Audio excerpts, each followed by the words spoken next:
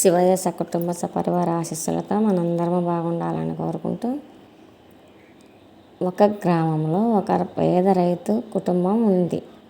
అతనికి 2 కొడుకులు. పెద్దవాడు కొంచెం అమాయకుడు, దైవభక్తి గలవాడు. 10వ తరగతి తప్పడం వలన అమ్మా నాన్నలకు వ్యవసాయంలో చేదోడు వాదోడుగా ఉంటున్నాడు. రెండోవాడు 10వ తరగతి చదువుతున్నాడు. తెలివైనవాడు. దేవుని అస్తిత్వం గురించి అనుమానిస్తూ పెద్దవానితో వాదులాడుతూ ఉండేవాడు.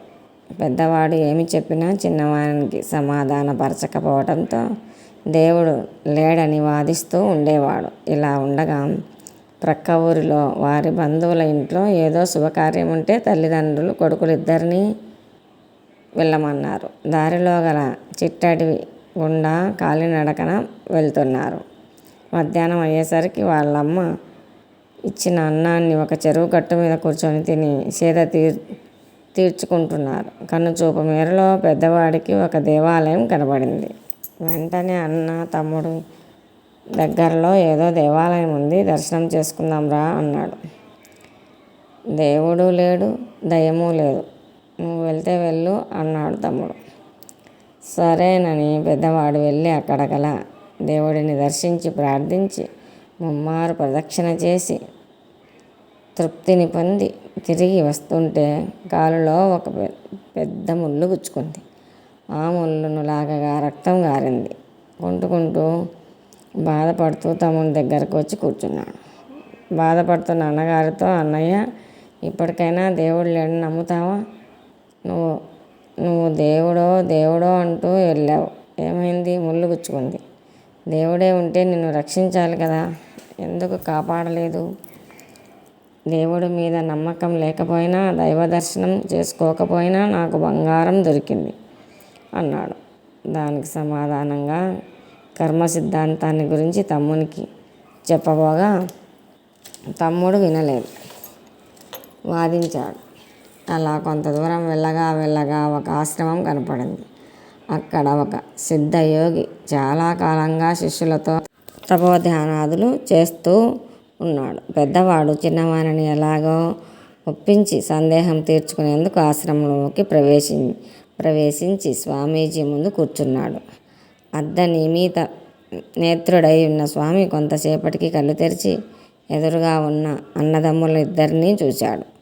అంతకుముందే చిన్నవాడు కూడా ఆ యోగి త్రికాలజ్ఞుడని, మహా తపస్సంపన్నుడని విని ఉన్నాడు.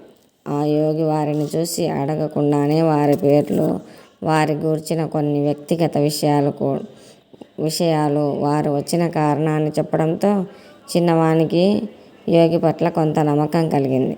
కొన్ని క్షణాలు ధ్యానించి వారి పూర్వజన్మల గురించి తెలుసుకున్న యోగి చిరునవ్వుతో ప్రశాంతంగా, చూడు పెద్దబాబు, నువ్వు నమ్మినట్లు దేవుడున్నాడు. ఆయన సర్వవ్యాపి, ఈశ్వర సర్వభూతానం హృద్యేశేన తిష్టతి. ఆయన కర్మఫల ప్రదాత. గత జన్మలో నువ్వు చేసిన మహాపాపం కారణంగా ఈరోజు నీవు పాము కాటుచే మరణించవలసి ఉన్నది. కానీ ఈ జన్మలో దేవుని యందు అచంచల విశ్వాసము ఉంచినందువలన ఆ పాపం తగ్గి చిన్న ముళ్ళు గుచ్చుకోవటంతో ఆ దుష్కర్మ ఫలం నశించింది. ఇక నుంచి నీకు అంతా మేలే కలుగుతుందని చెప్పి చిన్నవానితో ఇలా చెప్పడం ఆరంభించాడు స్వామివారు.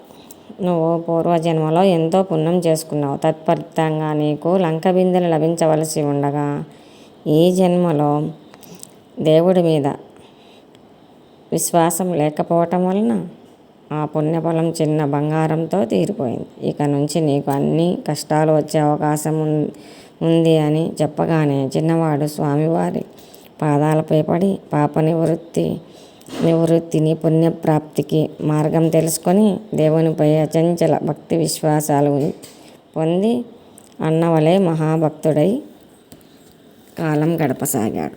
ఇలా దేవుడి యందు విశ్వాసం ఉంచి మనందరము దైవకృపకు పాత్రులు కావాలని కోరుకుంటూ, ఓం నమః శివాయ. శివాయ గురువే నమః.